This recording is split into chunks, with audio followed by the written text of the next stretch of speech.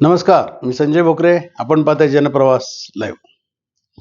आज पुन्हा चर्चा सांगली जिल्हा महापालिका देवाभाऊंची सभा. राज्याचे एक कर्तबगार मुख्यमंत्री म्हणून ज्यांचा उल्लेख केला जातो, देवाभाऊ उर्फ देवेंद्र फडणवीस यांची सभा झाली. महापालिकेच्या या निवडणुकीच्या निमित्तानं त्यांनी बरीच आश्वासनं पण दिली. IT सेक्टर कसा उभारणार, बाकी निधी कसा दिला जाईल, प्रचंड निधी दिला जाईल, बाकीच्या गोष्टी सगळ्या झाल्या. पण हे होत असताना मग आता चंद्रकांत दादा पाटील सुद्धा त्या ठिकाणी पालकमंत्री असल्यामुळे त्यांचंही भाषण गाजलं. त्यांनी तर आपलेच घटक पक्षाचे अजितदादा अर्थमंत्री पवार आणि राष्ट्रवादी पक्षाचे सर्व अजितदादा यांना सुद्धा कुठंतरी फैलावर घेण्याचा प्रयत्न केला. गृह खातं आमच्याकडे आहे, मुख्यमंत्रीपद आमच्याकडे आहे, हे कसं त्यांचे वाद चाललेत ना सध्या. अजितदादांनी भारतीय जनता पक्षावर टीका केली आणि टीका केल्यानंतर चंद्रकांत दादा गप बसतील असं थोडंच आहे. त्याचं प्रत्युत्तर देणारच ना. ते सुद्धा राज्याचे नेते आहेत. भारतीय जनता पक्षाचे जबाबदार नेतृत्व आहे चंद्रकांत दादा पाटील. सांगली जिल्ह्याचे पालकमंत्री आणि पुण्याचे संपर्क मंत्री आहेत ते भारतीय जनता पक्षाचे. त्यांनी त्याचा समाचार घेतला नाही असं होणार नाही. परंतु 16 तारखेनंतर परत हे एकत्र येणार आहेत ही सगळी जनता ओळखून आहे. हे एकमेकाचे आरोप प्रत्यारोप सोडा. पण आज विश्लेषणाचा मुद्दा अतिशय महत्वाचा आहे. परत गोपीचंद पडळकर. मला काही जण कॉमेंट्स करतात, तुम्हाला पडळकरांच्या शिवाय ह्यांनाच जमत नाही आहे, तुम्ही दरवेळेला पडळकरांचं का आणता. पडळकरांचं आणतो कोण? आता त्या सभेमध्ये पडळकर नाहीत. याचा आनंदोत्सव कुठं साजरा व्हायला लागलाय? जयंत पाटील समर्थक, विशाल पाटील समर्थक, विश्वजित कदमांचे समर्थक सरळ सरळ बोलू लागले. म्हणजे त्यांना वास्तविक देवाभाऊंच्या सभेला उत्तर दिलं पाहिजे. सत्ताधारी कशी निष्क्रिय आहेत, सत्ताधारी काही करणार नाहीत, नुसतं आश्वासन देतील, हे राहिलं बाजूला. पडळकर का नाहीत? पडळकर गेले कुठे? अरे कुठे गेले ते? मग त्याच्यावर चर्चा ही झालीच पाहिजे. पडळकरांना खरोखर मुख्यमंत्र्यांनी डावललं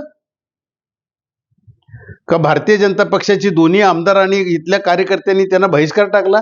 तसं काहीही झालेलं नाही. उलट पडळकरांनी भारतीय जनता पक्षाची आबरू राखली आहे. ह्या वेळेला जतला बघा नगराध्यक्ष, आटपाडी बघा नगरपंचायत, आज ते दोन्ही गायब करा. काय अवस्था होती भारतीय जनता पक्षाची?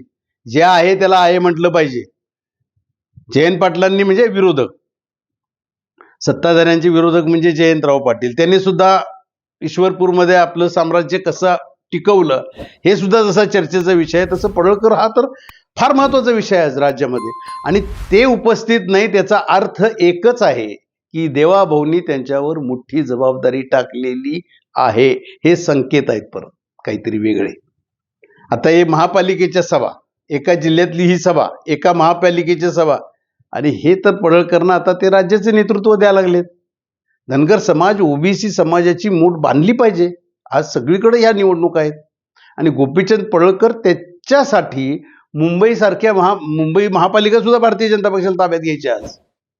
आणि पडळकरांचे समर्थक धनगर समाज, OBC समाज कुठं नाही असं आहे का?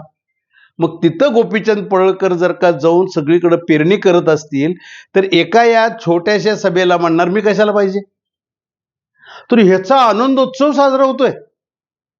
मग परत पडळकर वादळ आलं की मग चालू होतंय. मग पडळकरांनी आता जी भूमिका घेतली ती योग्य आहे.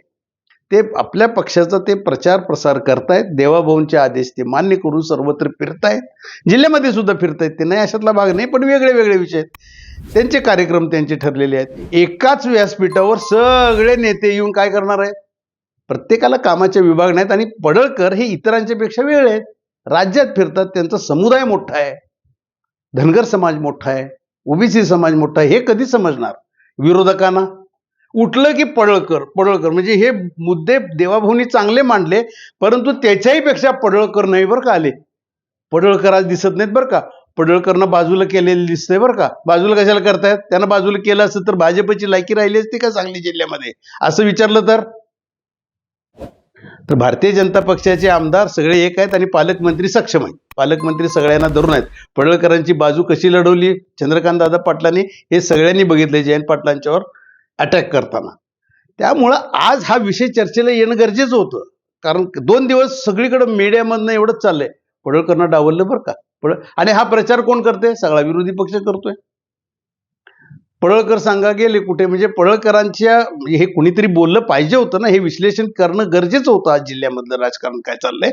आज भारतीय जनता पक्षाला परत महापालिका ताब्यात घ्यायची आहे आणि त्याच्यासाठी देवाभाऊंची सभा ही चांगली झाली. चंद्रकांत दादांनी अतिशय चांगल्या पद्धतीनं आपलं भाषण करून आणि आता पेरणी चांगली केलेली आहे त्यांनी. भारतीय जनता पक्षाची दोन्ही आमदारही चांगल्या पद्धतीने काम करतायत आणि विरोधी पक्षाचं तसं म्हटलं तरी काँग्रेस जरा बॅकफुटावर दिसते आज. ते आपण का बॅकफुटावर आहे हे बघायचं राहिलं बाजूला. महाविकास आघाडी का मागं पिछाडीवर चालले हे राहिलं बाजूला. उठलं की पडळकर आणि मग मला कॉमेंट्स देताना सगळेजण म्हणतात तुम्हाला एवढाच विषय दिसतो का? तर एवढाच विषय नाही, राज्यामधले अनेक विषय आहेत. प्रत्येक विषयावर विश्लेषण आपण करतोय. परंतु आज जिल्ह्यामध्ये असं एखाद्याची बदनामी करणं आणि एखाद्याला टार्गेट करणं हे सोडून महापालिकेचे विषय किती महत्वाचे आहेत आज. आणि आज ते मी बोलून दाखवलंय. हे राजकारणात जातीयवाद एकमेकावर आरोप करणं त्याच्यापेक्षा मतदारसंघात आपल्या काय हवंय मतदारांना याची मागणी आता जनतेने केली पाहिजे आणि त्याच्यासाठी पुढे आलं पाहिजे. हे राजकारणी महायुतीचे नेते सगळे उद्या परत एकत्र दिसतील तुम्हाला. हे अजितदादा, चंद्रकांत दादा आणि देवाभाऊ सगळे एकत्रच आहेत. हे एकमेकाला शिव्या देतील, भांडतील आणि तोच विषय करतील, पण मूळ प्रश्न बाजूला राहतात. आणि आता मूळ प्रश्न सोडून आता पडळकर विषय आणला परत सांगली जिल्ह्यामध्ये. पडळकर नव्हते बरं का. पडळकर म्हणजे असं पडळकर तुम्हाला आवरणार आहेत का? मग घ्या ना अंगावर, बोला. मग परत वादळ चालू होते. मी मध्ये केली ती क्लिप त्याच्यावर, वादळापूर्वीची शांतता. मग परत वादळ उठवायचं असलं तर उठवू शकतात, परंतु ह्याच्यामध्ये आपण हे सगळं बघितलं पाहिजे आणि इथनं पुढच्या दृष्टिकोनातनं महापालिकेच्या निवडणुकीमध्ये जिल्ह्याला काय हवंय. देवाभाऊ आले, ते देवाभाऊनी काय आश्वासन दिली आणि ती आश्वासनाची पूर्ती केली नाही तर हे विरोधी पक्षांनी डोक्यात घेऊन काम करणं गरजेचं आहे. पडळकर गेले कुठं तर पडळकर राज्यात फिरतायत, मोठ बांधतायत, भारतीय जनता पक्षाला ताकद देत आहेत आणि हे तुम्हाला दिसत असताना सुद्धा एखाद्याच्या बद्दल असं चर्चा करून महापालिकेतून दुसरीकडेच लक्ष आपण सगळीकडे नेतोय याचं भान सगळ्यांनी ठेवलं पाहिजे. आज इथंच थांबू, उद्या पुढच्या भागात.